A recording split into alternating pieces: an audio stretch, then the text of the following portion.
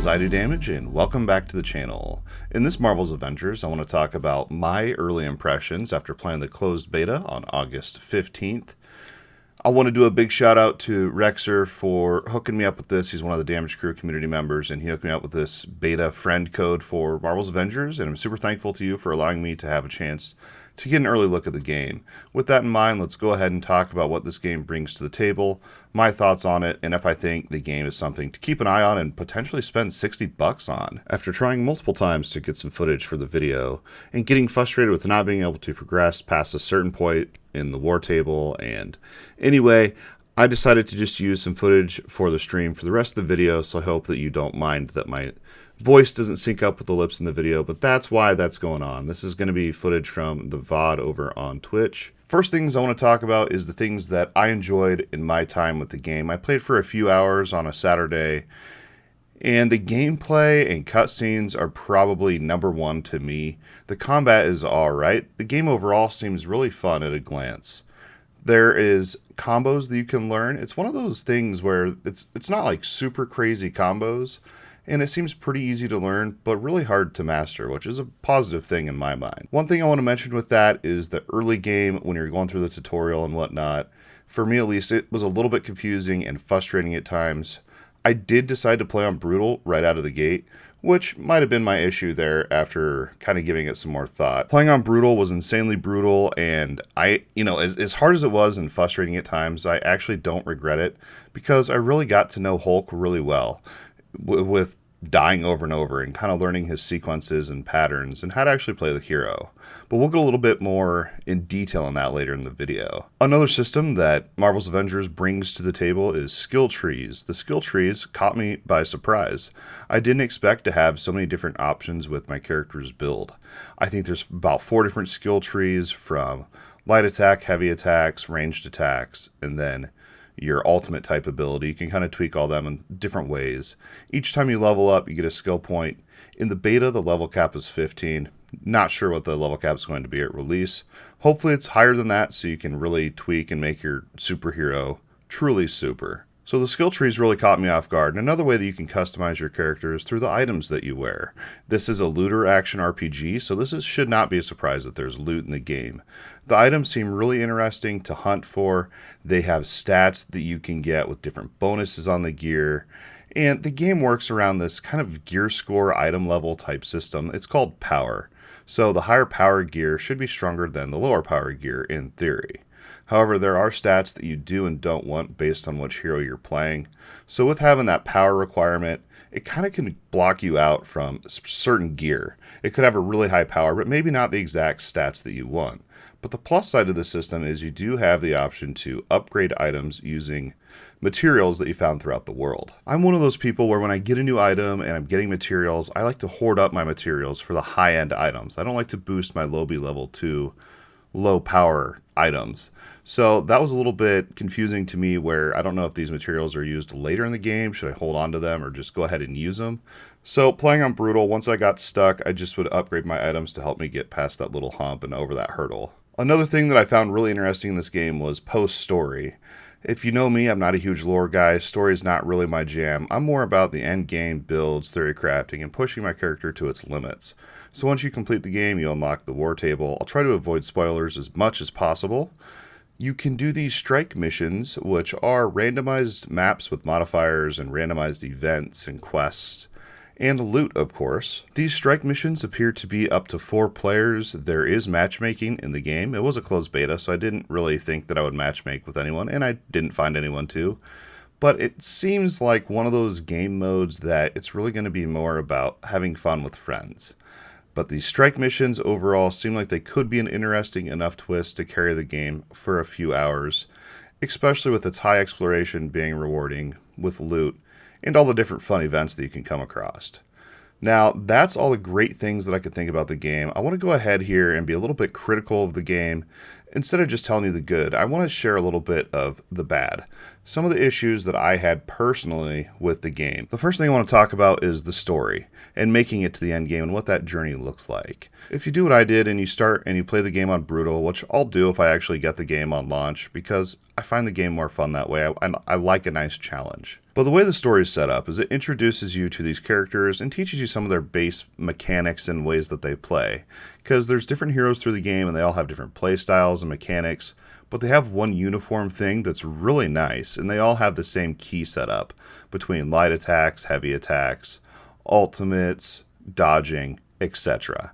So with that in mind, playing on Brutal, you figure out how to play one character really well. I mean, I died a lot. I think I died for like an hour straight on one part of the story.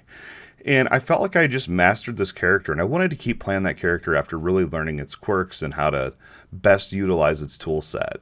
But once I kind of started to get comfortable with that character, it then forced me, the story shifted, and it forced me to play a different hero that I really didn't have any interest in playing. And at this point, I was a little bit frustrated because I had spent all this time learning the other hero, and now the game forces me to play this other hero. On top of it, the story doesn't seem to be able to be co-opted as well, which is a huge red flag for me, seeing as how this is a co-op-centric game in my opinion. So once I unlocked this new hero, at this point I was frustrated. I just wanted to get the story done to see what was after the story, so I turned it down to easy so I could just get it over with. Because I didn't want to spend a whole load more time to learn another character to then be forced yet again to play a different hero. Anyway, I could go on about that, but I won't. I'll spare you the time. A few other issues that we had with the game was the Spider-Man exclusive being PS4 only. Maybe, us PC gamers should maybe get a $10 discount or something there since we're missing out on a character, right? Another issue I had early on with the game was some of the mechanics I felt were very poorly explained during the tutorial. I feel like they could have just been a little bit more clear, even just a little bit. There's so many things that they throw at you. And again, this could have been due to me playing on Brutal. Maybe I should have just played it to easy and just cakewalked my way through and learned nothing about the class. Maybe that would have been better. With this in mind and the not so clear tutorial, I feel like there's a very early steep learning curve. Now, I'm okay with the learning curve where I said earlier in the video where the characters are kind of easy to learn but hard to master. That I'm totally okay with. But, within the first 30 minutes of the game, throwing it at you like that, I'm not really cool with that. That's a little bit too steep of a curve for me. I think that curve should be throughout the story and into the end game. One other issue I had, and to be fair, this issue only happened one time. It was early on when I was playing as Iron Man.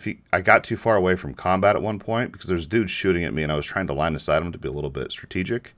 The game actually reset my character and put me back into the middle of combat.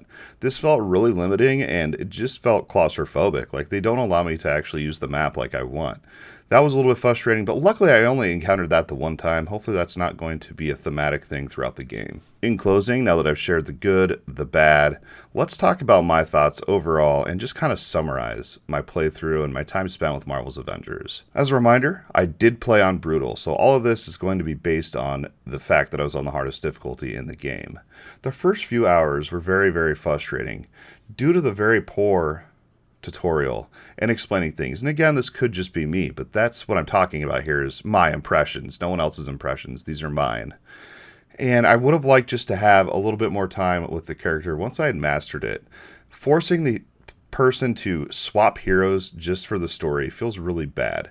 And, when you're in the end game, you have choice over which hero you would like to play. I'd like to see that choice maintained during the story as well.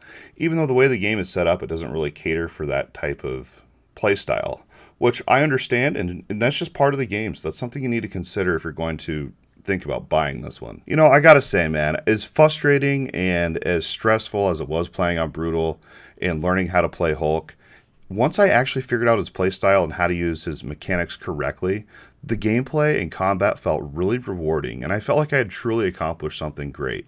That feeling is something I don't get a lot in games nowadays, and I would love to feel that feeling again, just that feeling of accomplishment.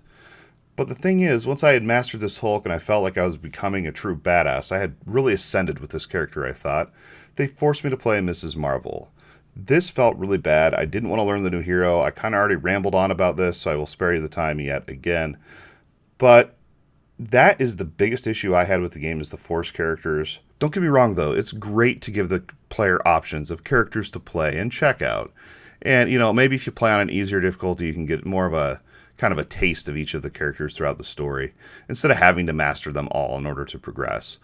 But it's nice to have the options, so I guess that's a plus at the end of the day, is that we have different characters to gear and different playstyles to learn. Once the war table was unlocked, though, post-story, I got super excited. This is going to be the cherry on top. This is going to be the end game mode as it appears. What the war table is it's randomized maps with modifiers, high exploration with loot to find with randomized events and quests. This mode looks spectacular with friends.